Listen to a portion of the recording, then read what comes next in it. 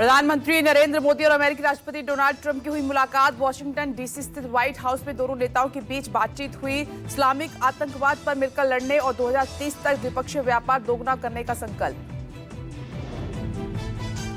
PM Modi और राष्ट्रपति Trump के बीच टैरिफ, डिपोर्टेशन, आतंकवाद सहित अहम द्विपक्षीय और अंतर्राष्ट्रीय मसलों पर हुई बातचीत। प्रधानमंत्री मोदी के साथ विदेश मंत्री एस जयशंकर और राष्ट्रीय सुरक्षा सलाहकार अजीत डोभाल भी पहुंचे व्हाइट हाउस। पीएम मोदी और ट्रंप की मुलाकात में दिखी पुरानी गर्मजोशी। दोनों एक दूसरे के गले मिलकर किया अभिवादन। अमेरिकी राष्ट्रपति ट्रंप ने मुंबई हमले के मास्टरमाइंड तहव्वुर राणा के प्रत्यर्पण पर लगाई मोहर। अमेरिकी राष्ट्रपति ट्रंप ने कहा कि पीएम मोदी से बेहतर नेगोशिएटर, मेरा उनसे नहीं कोई मुकाबला। पीएम मोदी। दोनों नेता ने साझा प्रेस कॉन्फ्रेंस करके वैश्विक शांति की वकालत करते हुए रूस यूक्रेन युद्ध की समाप्ति को जरूरी बताया। पीएम मोदी ने कहा कि भारत हमेशा से शांति और आपसी वार्ता का पक्षधर रहा है। प्रधानमंत्री मोदी ने अवैध प्रवासियों की वापसी पर रखी दो टूक राय। कहा कि सिर्फ अवैध प्रवासी भारतीयों को ही हम वापस लेंगे। मानव तस्करी पर पीएम मोदी ने जताई चिंता। कहा कि ह्यूमन ट्रैफिकिंग और कबूतरबाजी के खिलाफ कड़ा एक्शन जरूरी। अमेरिकी राष्ट्रपति ट्रंप ने रक्षा क्षेत्र में भारत को दी बड़ी सौगात। 5वीं पीढ़ी का F-35 लड़ाकू विमान देने का किया ऐलान। अमेरिकी राष्ट्रपति ट्रंप की प्रशंसा में पीएम मोदी ने कहा कि ट्रंप ने दोनों देशों के आपसी संबंधों को संजोया और मजबूत किया। अमेरिका के 2 दिवसीय दौरे पर वॉशिंगटन पहुंचे पीएम मोदी की 6 द्विपक्षीय बैठकें हुई। गुरुवार को प्रधानमंत्री मोदी ने यूएस के राष्ट्रीय सुरक्षा सलाहकार माइक वॉल्टिस से मुलाकात की। दोनों के बीच डिफेंस, टेक्नोलॉजी और सुरक्षा संबंधों पर हुई चर्चा। पीएम मोदी ने अमेरिकी उद्योगपति और यूएस सरकार के कार्यदक्षता विभाग के प्रमुख एलन मस्क से भी मुलाकात की। प्रधानमंत्री मोदी ने मस्क से सहपरिवार मुलाकात की है और प्रौद्योगिकी, उद्यमिता, अंतरिक्ष और सुशासन में सहयोग बढ़ाने पर चर्चा हुई। टेस्ला सीईओ एलन मस्क से मुलाकात पर पीएम मोदी ने एक्स पर लिखा पोस्ट। कहा कि आर्थिक और औद्योगिक सहयोग पर चर्चा के बीच मस्क के परिवार और बच्चों से मिलना सुखद रहा। प्रधानमंत्री नरेंद्र मोदी ने भारतीय मूल के उद्यमी विवेक रामास्वामी से भी मुलाकात की। रामास्वामी ने पीएम मोदी से हुई मुलाकात को शानदार बताया। बुधवार को वॉशिंगटन पहुंचने के बाद प्रधानमंत्री मोदी ने अमेरिकी खुफिया विभाग की प्रमुख तुलसी गबार्ड से भी मुलाकात की। पीएम मोदी ने अहम पद पर हुई नियुक्ति के लिए तुलसी को बधाई भी दी। वॉशिंगटन डीसी के ब्लेयर हाउस के बाहर जमा भारतीय समुदाय के लोगों ने पीएम मोदी के लिए नारे लगाए। तिरंगा लिए लोगों ने वंदे मातरम और भारत माता की जय का उद्घोष किया। अमेरिकी राष्ट्रपति डोनाल्ड ट्रंप ने गुरुवार को नई टैरिफ नीति का ऐलान किया और वहीं पर टैक्स का ऐलान करते हुए ट्रंप ने कहा कि हमारा नया टैक्स जो है पारस्परिकता पर आधारित होगा। जो जितना हम पर टैक्स लगाएगा हम भी उस पर उतना ही लगाएंगे। अमेरिकी राष्ट्रपति ट्रंप ने पीएम मोदी से मुलाकात से पहले टैरिफ मसले पर भारत को घेरा। कहा कि भारत में किसी भी दूसरे देश के मुकाबले अधिक टैरिफ है। हार्ले बाइक के भारत में शुरू किए उत्पादन को भी ट्रंप ने भारी टैरिफ का नतीजा बताया। अमेरिकी राष्ट्रपति नई टैरिफ पॉलिसी के ऐलान के बीच ब्रिक्स देशों को दी चेतावनी। कहा कि डॉलर से छेड़छाड़ कमजोर करने की साजिश पर लगाएंगे 100% टैरिफ। ट्रंप की नई टैरिफ पॉलिसी को विशेषज्ञों ने बताया खतरनाक। दुनिया में व्यापार युद्ध शुरू होने की जताई आशंका। नई टैरिफ पॉलिसी से मुद्रास्फीति में बढ़ने की आशंका।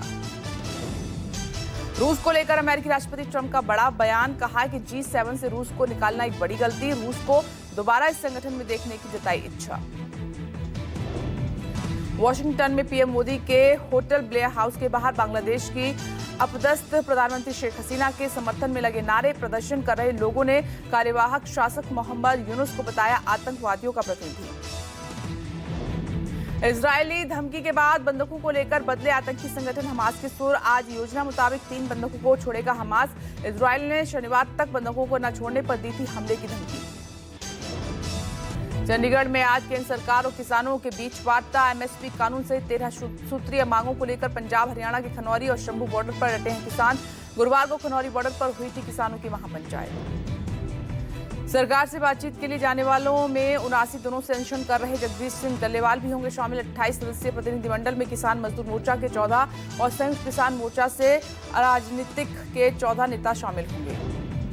गुरुवार को खनौरी बॉर्डर पर हुए किसान महापंचायत के बाद सरवर सिंह पंढेर का बड़ा ऐलान, कहा कि केंद्र सरकार से बात नहीं बनी तो करेंगे दिल्ली कूच। मणिपुर में लागू हुआ राष्ट्रपति शासन, गृह मंत्रालय ने गुरुवार को जारी की अधिसूचना। 9 फरवरी को राज्य के मुख्यमंत्री एन बीरेन सिंह ने दिया था इस्तीफा। राज्य लगभग 2.5 साल से जातीय हिंसा की आग में झुलस रहा है। उत्तराखंड के हल्द्वानी में चल रहे 38वें राष्ट्रीय खेल के समापन समारोह में शामिल होंगे केंद्रीय गृह मंत्री अमित शाह। क्लोजिंग सेरेमनी में ही 39वें नेशनल गेम्स की मेजबानी करने वाले मेघालय को सौंपा जाएगा बैटन।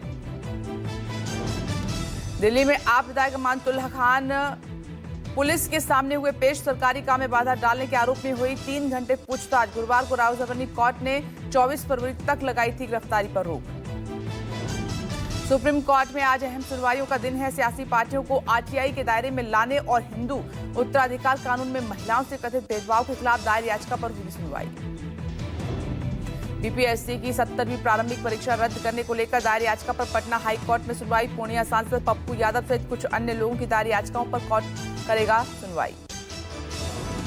जम्मू कश्मीर के पुलवामा में हुए आतंकी हमले की आज 6ठी बरसी है। 14 फरवरी 2019 को हुए धमाके में सीआरपीएफ के 40 जवान हुए थे शहीद। अवंतीपोरा के गोरीपोरा के पास सुरक्षा बलों के वाहनों को आरडीएक्स लदी कार से मारी गई थी टक्कर। आज पूरी दुनिया मना रही है प्रेम दिवस। वैलेंटाइन डे को लेकर प्रेमी जोड़ों में विशेष उत्साह। अप्रिय घटनाओं को रोकने के लिए सुरक्षा के चाक चौबंद इंतजाम। हिंदू संगठनों ने विरोध के लिए कस रखी है कमर। पूरे देश में गुरुवार को पूरे अकीदत से मनाई गई शब बारात। इस्लाम में इसे इबादत की रात कहते हैं। रात भर जागकर लोगों ने इबादत की और दुआ मांगी। रहमतों की इस रात को कब्रिस्तान भी रोशन हुए हैं। शब बारात के मौके पर राजधानी दिल्ली सहित पूरे देश में सुरक्षा के चाक चौबंद इंतजाम। मुंबई में भी त्योहार की आड़ में हंगामा और हुड़दंग करने वालों के लिए पुलिस ने किए थे खास इंतजाम।